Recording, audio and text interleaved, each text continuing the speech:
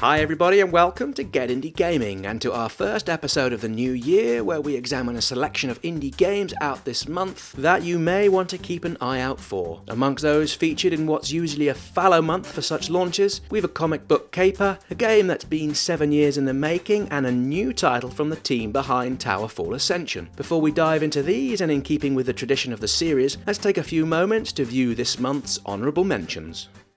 With over 3,856 possible story branches, Meanwhile is a faithful adaptation of Jason Schigger's Choose Your Own comic book, first published back in 2010. There are no puzzles per se, rather than your understanding of the story, and what you do is up to you as you approach each panel. Every time a story branches, it's up to you to decide where to go. Coming out in early access, next up Hero is a tough-as-nails 2D action game inspired by the arcades of back in the day. Those sort of evenings where you spent too much of your pocket money on games you had no chance of ever beating. In Railway Empire, you will create an elaborate and wide-ranging rail network. You'll be able to purchase over 40 different trains, and they're all modelled in extraordinary detail. You'll be able to build railway stations, factories, tourist attractions and maintenance buildings. Anything to keep your travel network ahead of the competition. With those honourable mentions covered off, let's crack on into this month's Top 5.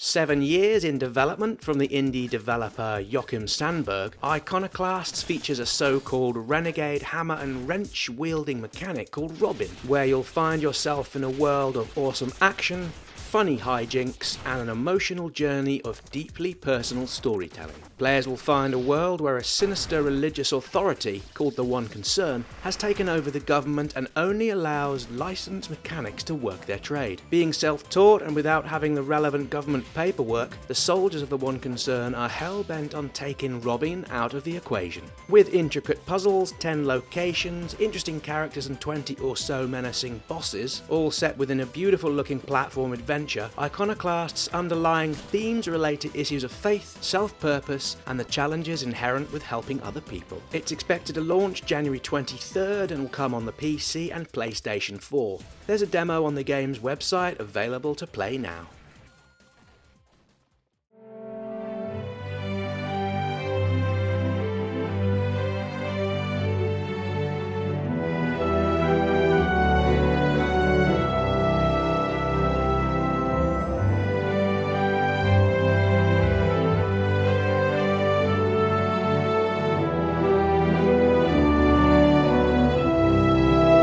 Pathea Games and Team 17's highly anticipated My Time in Porsche launches within the early access on Steam this January 23rd. Players will take control of a young protagonist at the very edges of civilization within a town called Porsche. The goal of the game is the rather quaint notion of going about and building the best toolman's workshop within the land. While doing so, you'll be able to enjoy a spot of dungeon crawling, farm cultivation, home building, and a full battle system to keep you occupied. In a curious twist to part of the game's relationship system, NPCs you form a close bond with will have the capacity to feel jealousy, should you choose to spend time with others or even engage within extramarital activities. There's said to be certain consequences if you go down this route, so it's probably best to plan such encounters somewhat wisely. Console ports are expected later on in the second half of the year.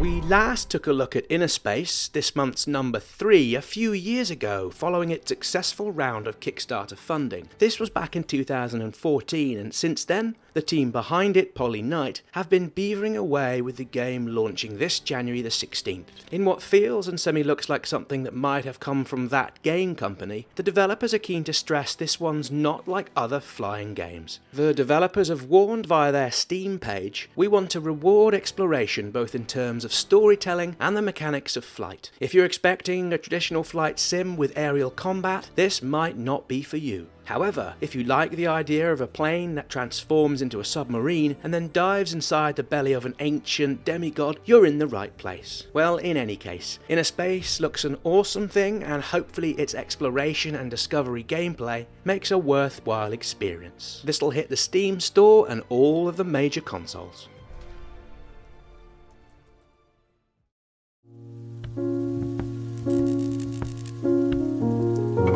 Coming out on January the 22nd, the Red Strings Club is a cyberpunk adventure concerning social engineering and a shady global megacorp that seemingly brought about the end of depression and anxiety with the development of their social psych welfare. Not everyone, however, is bought into this. A dodgy barkeep, an android gone rogue, and a freelance hacker think this to be a sinister form of brainwashing, and they're looking to bring it down. The team's previous game, Gods Will Be Watching, had players take morally questionable actions, and the Red String Club has hints of something equally as dark. Reading between the lines, this one's liable to be an intense account about the experiences of happiness and what lengths are permissible to achieve it.